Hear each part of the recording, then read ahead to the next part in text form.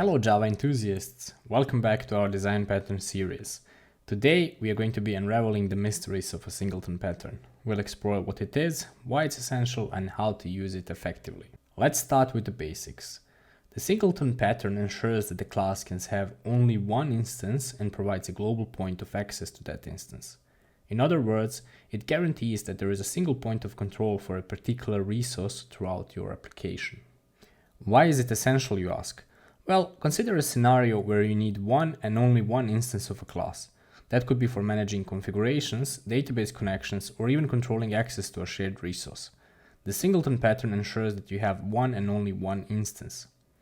Some of the examples or use cases you might have are managing application-wide settings, managing a cache or resource pool, login service, and thread pools. Now let's have a look at singleton pattern in action. Here we have some points mentioned, how you can identify it, and we are going to have a look at the code example.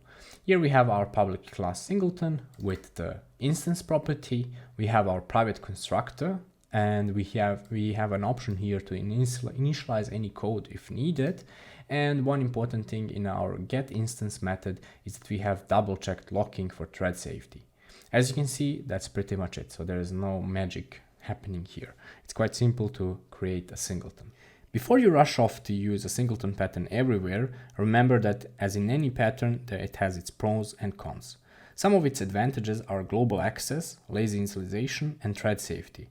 And some of its disadvantages that its overuse can lead to global state and tight coupling. In a multi-thread environment, synchronization might be necessary. In conclusion, the singleton pattern is a valuable tool when you need a single point of control for a resource. Just remember to use it correctly and consider your specific project needs. If you have found this video helpful, don't forget to like and subscribe for more content on Java design patterns. If you have any questions or ideas for future topics, feel free to share them in the comments below. Thank you for joining us today, and we'll catch you in the next video. Happy coding!